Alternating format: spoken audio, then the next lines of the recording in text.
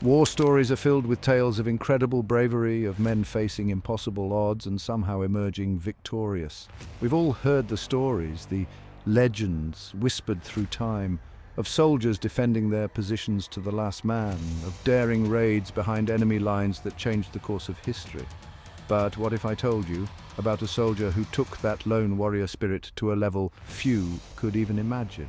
What if I told you about a man who fought his own private war, not for a few hours or even a few days, but for almost 3 decades? A man who waged war against an entire nation, long after the rest of the world had laid down their arms and moved on? This isn't a tale spun from imagination, but a story rooted in the harsh realities of war and the unwavering will of a single human being. This is the story of Hiroo Onoda, a Japanese soldier who spent 29 years, you heard that right, 29 years, fighting a war that no longer existed. Abandoned in the unforgiving jungles of the Philippines, he continued his campaign long after the guns had fallen silent, long after the world had declared peace. He became a ghost, a phantom of a conflict lost to time, and the last echo of a fallen empire. His story is one of incredible resilience, of unwavering loyalty, and perhaps a touch of madness. How does a man endure such isolation? How does he cling to a reality that has long since vanished? To understand the depths of Onoda's story, we need to travel back to 1944, to the waning days of World War II, where it all began. The year is 1944. The world is engulfed in the flames of World War II. Japan, once a mighty empire with dreams of dominating the Pacific, is teetering on the brink of collapse. The once invincible Japanese war machine is being slowly ground down by the relentless Allied advance. It is in these desperate final years of the war that a young lieutenant named Hiroo Onoda receives a mission that will forever alter the course of his life. At the age of 22, Onoda is dispatched to the remote island of Lubang in the Philippines. He's a young man full of patriotic zeal, ready to lay down his life for his emperor and his nation. His orders are clear, concise, and absolute. Destroy the enemy airstrip and harbor, disrupt their supply lines, gather intelligence, and most importantly, never surrender. It may take 3 years, it may take 5, his commanding officer assures him. But no matter what, we will be back for you. Hold the line, Lieutenant Onoda, for the Emperor! These words etched in Onoda's mind would become his gospel, his guiding light in the dark years to come. But fate, it seems, had other plans. In August of 1945, the world changed forever. The United States, in a display of unimaginable power, unleashed 2 atomic bombs on the Japanese cities of Hiroshima and Nagasaki. The devastation was unlike anything the world had ever seen. Faced with utter annihilation, the Japanese emperor, in a heartbreaking broadcast heard around the globe, announced Japan's unconditional surrender. The war was over.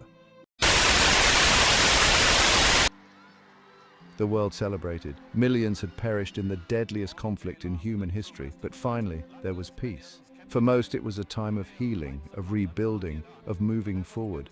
But in the depths of the Philippine jungle, Hiroo Onoda and his small band of soldiers remained oblivious to the world-altering news. They had no radio, no contact with the outside world. Their only companions, the dense jungle and the ghosts of their fallen comrades. Word of Japan's surrender spread like wildfire, reaching even the most remote corners of the fallen empire. Allied forces, eager to bring an end to the bloodshed, made every effort to inform any remaining Japanese units of the war's end. Leaflets fluttered down from the sky above Lubang, proclaiming in bold letters, "The war ended on August 15th, come down from the mountains." Some leaflets even contained personal messages from the families of the holdout soldiers, desperate pleas from loved ones they had feared lost forever.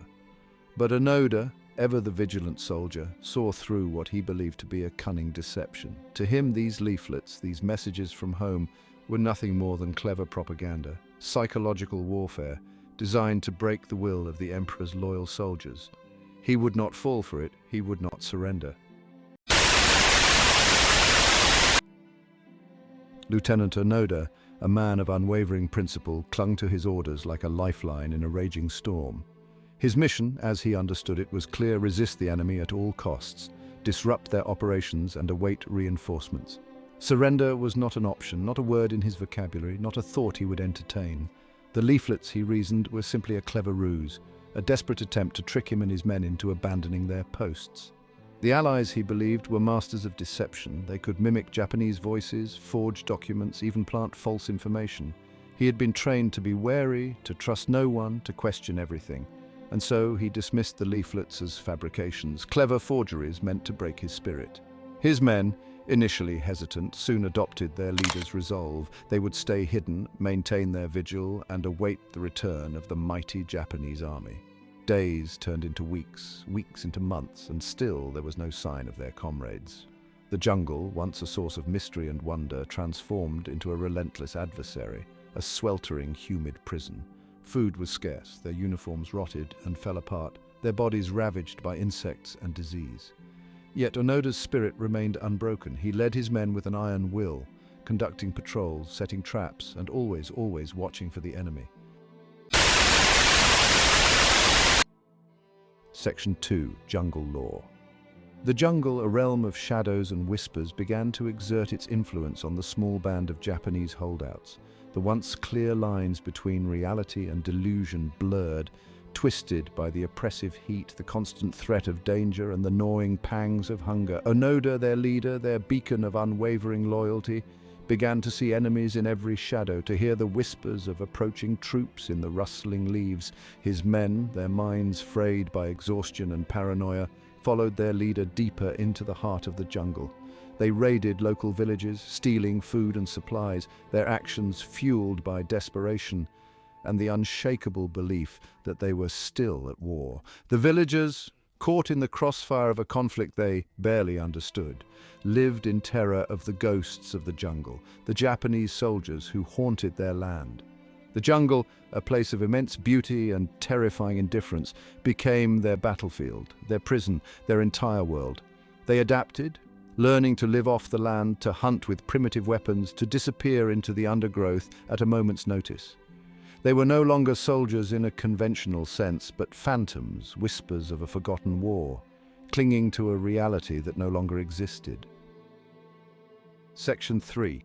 Whispers in the Wind. As the years dragged on, the world outside the jungle continued its relentless march forward. The wounds of World War II slowly began to heal. Nations rebuilt, alliances shifted, and a new era dawned, marked by technological advancements and a burgeoning hope for peace. But deep in the Philippine jungle, time seemed to stand still. Occasionally, fragments of the outside world would pierce the veil of their isolation. A discarded newspaper carried by the wind, a transistor radio abandoned in the jungle.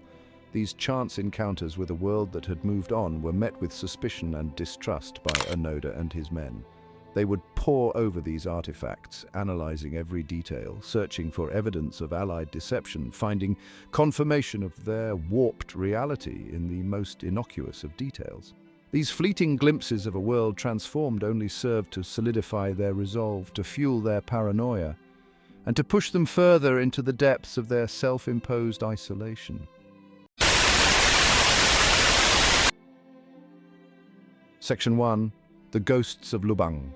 The island of Lubang, once a tranquil paradise, had become a place of hushed whispers and fearful glances.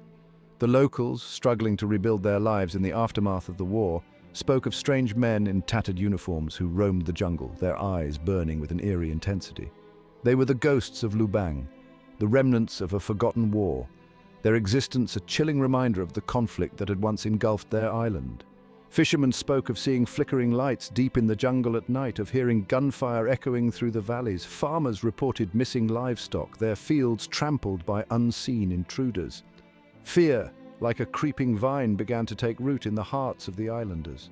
The war, they had been told, was over, but the ghosts of Lubang remained, their presence a constant source of unease. Parents warned their children not to stray too far from the village, to be wary of strangers, to listen for the telltale sounds of danger, the snap of a twig, the rustle of leaves, the distant echo of a gunshot. The jungle, once a source of sustenance and wonder, had become a place of fear, a realm where the ghosts of the past still roamed free.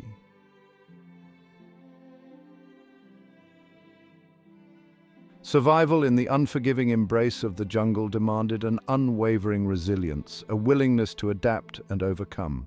Onoda, driven by his unwavering belief in his mission, taught his men to become one with their surroundings, to disappear into the dense foliage like phantoms. They became masters of camouflage, their tattered uniforms blending seamlessly with the dappled light and shadow of the forest floor. They learned to identify edible plants, to trap small animals, to supplement their meager rations with whatever the jungle could provide. They moved with stealth, their senses honed by years of constant vigilance, their bodies hardened by the relentless demands of their self-imposed exile. They were no longer soldiers in the traditional sense, but rather predators, their every movement dictated by the primal instinct to survive. Sleep, when it came, was a fleeting respite, a brief surrender to exhaustion, always tempered by the knowledge that danger lurked in every shadow. They took turns standing watch, their rifles clutched tightly in their hands, their eyes scanning the impenetrable darkness for any sign of movement. The jungle, for all its beauty, offered no comfort, only the constant threat of the unknown.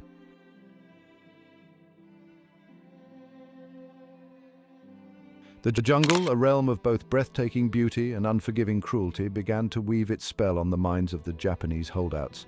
Time, once a linear progression of days and nights, lost its meaning, blurring into an endless cycle of survival. The world outside their jungle sanctuary faded into a distant memory, a dreamlike realm that seemed less and less real with each passing season. The jungle, once a formidable adversary, gradually morphed into a perverse kind of protector, shielding them from a world they no longer understood, a world that had moved on without them. It provided for their basic needs, albeit meagerly, and offered a sense of sanctuary, a place where the rules of normal life no longer applied. The jungle's embrace, however, came at a cost. Their minds, already strained by years of isolation and paranoia, began to succumb to the disorienting effects of their prolonged isolation. The line between reality and delusion blurred, their thoughts becoming as tangled and impenetrable as the jungle itself. The ghosts of Lubang, once a figment of the islanders' imaginations, began to take on a disturbing reality for Onoda and his men. The years marched on, each one etching deeper lines on Onoda's face, turning his once jet-black hair to silver. The jungle, once a temporary refuge, had become his entire world, a verdant cage of his own making. He patrolled its shadowy depths with the same unwavering dedication he had shown on the parade grounds of his youth, his rifle meticulously maintained, a constant companion. His orders, those sacred words uttered by his commanding officer, echoed in his mind, a mantra that kept him tethered to a reality long gone. Never surrender, we will return for you. But the years stretched into a decade, then two, and still no sign of rescue. The silence from the outside world was deafening, broken only by the cacophony of the jungle itself. He clung to memories of home, to faded photographs of loved ones, their faces blurred by time and the constant humidity. His family, he imagined, would be waiting, their hearts filled with pride at his unwavering loyalty. He would return a hero, a testament to the indomitable spirit of the Japanese soldier. This belief, this unwavering faith in his mission, was all that kept him going, a fragile shield against the encroaching madness of his isolation.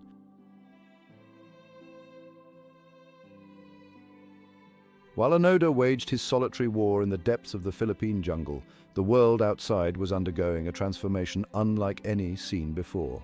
The post-war years brought about a technological revolution, shrinking the globe, connecting nations with invisible threads of communication. Man walked on the moon, a testament to human ingenuity, a giant leap for mankind. The Cold War cast a long shadow, dividing the world into two opposing camps, each armed with weapons capable of unimaginable destruction. Wars were fought and lives were lost in distant corners of the globe, conflicts fueled by ideology and the insatiable thirst for power. But for Onoda, these momentous events were nothing more than distant rumbles, echoes of a world he no longer recognized. The jungle, in its isolation, had become a time capsule, preserving him in a state of perpetual wartime, his reality frozen in the amber of 1945. Despite his unwavering conviction, seeds of doubt began to sprout in the fertile ground of Onoda's mind. The enemy he encountered, these Filipino soldiers, seemed different somehow, lacking the discipline and training of the American forces he had fought during the war. They were poorly equipped, Often hesitant in their movements, their tactics more akin to local militia than a professional army. He dismissed these discrepancies as enemy trickery, a cunning attempt to lull him into a false sense of security. But the doubts lingered, whispers in the back of his mind, challenging his carefully constructed reality. The leaflets, those pronouncements of peace he had so readily dismissed, began to haunt his thoughts. Could it be true? Had the world truly moved on without him? The very thought was anathema, a betrayal of his oath, of his fallen comrades, of the emperor himself. No, he would not allow himself to be swayed by these treacherous whispers. He would remain vigilant, his rifle at the ready, his spirit unbroken. The war, as far as Lieutenant Hiroo Onoda was concerned, was far from over.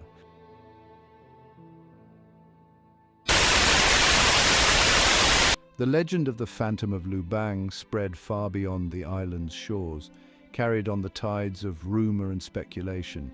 What had begun as whispers in the taverns of Manila soon reached the bustling newsrooms of Tokyo, transforming the once-forgotten soldier into a national enigma. Hiroo Onoda, the loyal soldier lost in time, became a media sensation, his story a potent symbol of the enduring scars of war. For the Japanese public, still grappling with the psychological and physical devastation of World War II, Onoda's story was a stark reminder of the sacrifices made in the name of emperor and nation.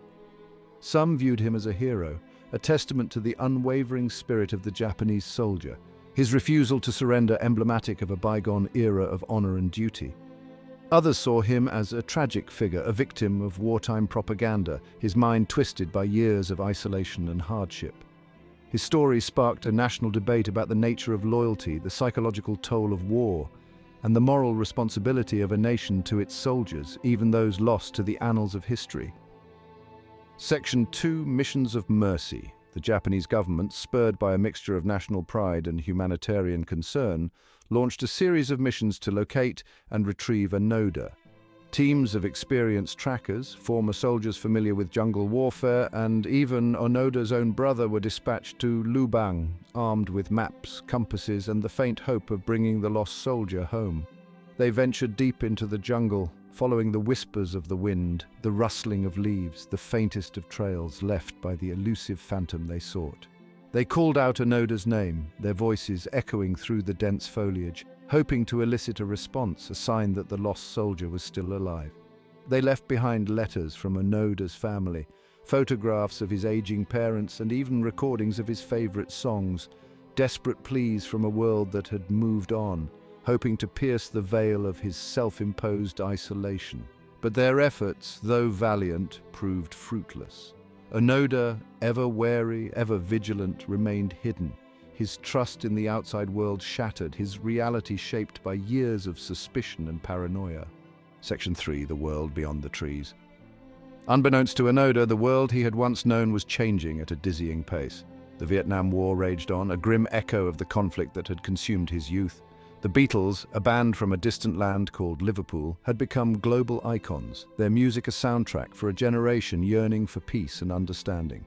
The Cold War, a geopolitical chess match between superpowers, held the world on edge, the threat of nuclear annihilation a chilling reminder of humanity's capacity for self-destruction. But in Onoda's jungle sanctuary, time seemed to stand still. The only sounds that reached his ears were the chirping of insects, the calls of exotic birds, and the rustling of leaves beneath his feet. The modern world, with its technological marvels and societal upheavals, remained a distant and incomprehensible concept, a world he could scarcely imagine. His reality was confined to the boundaries of the jungle, his companions, the ghosts of his past, his mission, an unwavering beacon in the encroaching darkness. Section 1, The Wanderer. The year is 1974. The Vietnam War is nearing its tumultuous end. Across the globe, young people are embracing new ideals, challenging the status quo, their lives set to a soundtrack of rock and roll and protest songs. But on the remote island of Lubang, Hiroo Onoda continues his solitary war, a relic of a bygone era, his existence a testament to the enduring power of belief. Enter Norio Suzuki, A young Japanese adventurer, a self-proclaimed explorer with a thirst for the unknown, Suzuki, restless and driven by a desire to make his mark on the world, embarks on a journey to find three things: Lieutenant Onoda, a panda, and the abominable snowman, in that order. His quest, a peculiar blend of idealism and naivete, will lead him to the heart of the Philippine jungle on a collision course with destiny. Suzuki's journey is not for the faint of heart. He treks through dense undergrowth, battles relentless insects, and navigates treacherous terrain, his determination fueled by a belief that the impossible is merely a challenge waiting to be conquered. He talks to villagers, listens to their tales of the jungle ghost, and slowly pieces together the puzzle of Onoda's whereabouts. And then, after weeks of searching, he finds him.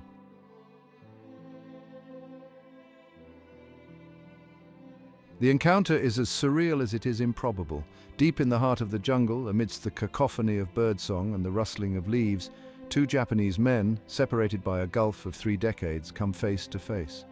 Onoda, his senses honed by years of solitude, detects a presence, a faint sound that doesn't belong in the symphony of the jungle. He freezes, his hand instinctively reaching for the rifle that has been his constant companion for almost 30 years. He sees him then, a young man, clad in clothes Onoda doesn't recognize, his face a mixture of awe and apprehension. Suzuki, for his part, is struck by the sight of this gaunt figure, clad in a tattered uniform, his eyes burning with an intensity that is both mesmerizing and unsettling. "Lieutenant Onoda?" Suzuki asks tentatively, his voice barely a whisper in the stillness of the jungle. "Who wants to know?" Onoda replies, his voice raspy from years of disuse, his rifle still trained on the stranger. Suzuki cautiously explains that he has come from Japan, that the war is over, that the world has changed. Onoda listens, his face an unreadable mask, his mind struggling to reconcile this impossible truth with the reality he has clung to for so long. Suzuki's words fall like stones into the still waters of Onoda's carefully constructed reality, creating ripples of doubt that spread outward, threatening to shatter the fragile foundations of his belief.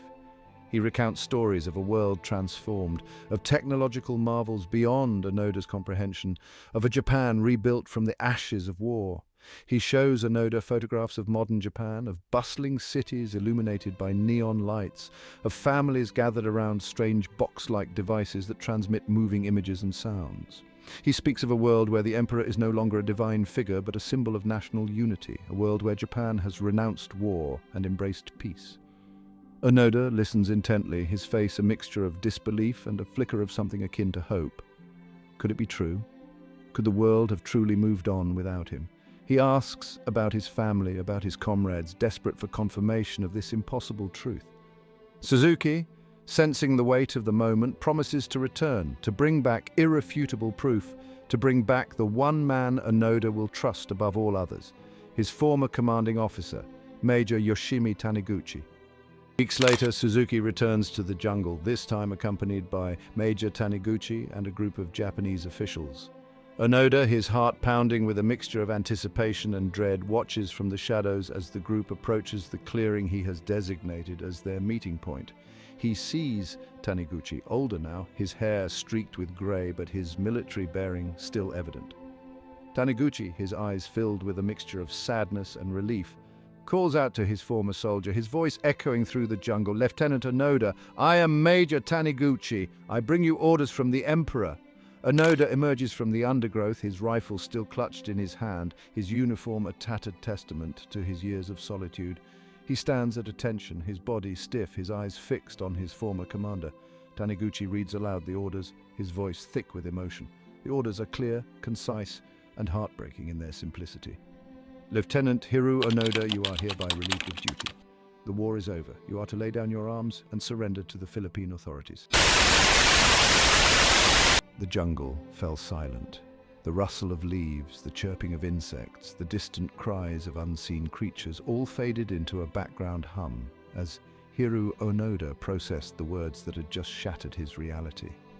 For 29 years, he had clung to the belief that the war raged on, that his duty to his emperor and his nation remained. Now, in a heartbeat, his world had been flipped upside down. He looked at Major Taniguchi, his former commander, his weathered face etched with a mixture of sorrow and relief. He saw the tears welling up in his eyes, a reflection of the emotional turmoil that Onoda himself was experiencing. Slowly, almost reverently, Onoda unshouldered his rifle, the Arisaka Type 99 that had been his constant companion, his only true friend for almost 3 decades. The rifle, still meticulously maintained, a testament to Onoda's unyielding discipline, seemed to hum with a life of its own.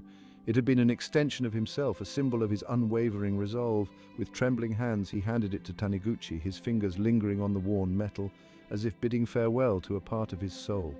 As he surrendered his samurai sword, a family heirloom passed down from generations, a single tear rolled down his cheek. His war was over. On March 12, 1974, Hiroo Onoda, dressed in a crisp new uniform provided by the Philippine government, emerged from the jungle and into the glare of the world's media. He was 52 years old, his body lean and wiry from years of living off the land, his face a roadmap of his long ordeal.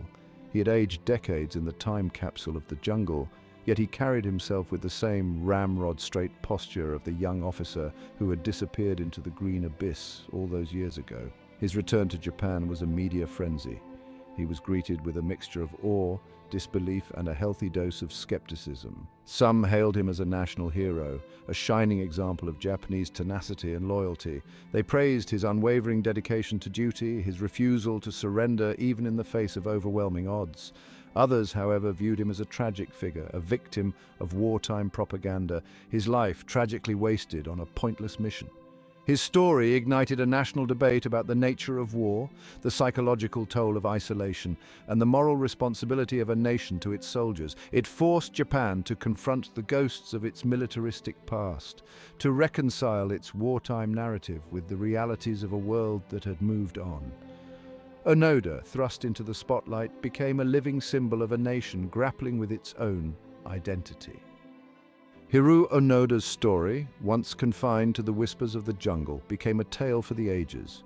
He wrote a memoir, No Surrender, My 30-Year War, detailing his experiences in the jungle, his unwavering belief in his mission, and the challenges he faced upon his return to a world he no longer recognized. His story was adapted into documentaries, feature films, and even inspired a manga series. He became a sought-after speaker, sharing his experiences with audiences around the world. He spoke of the importance of perseverance, the power of belief, and the need for understanding and reconciliation in a world often torn apart by conflict. He returned to Lubang, the island that had been his prison and his sanctuary for so many years, this time as a man of peace.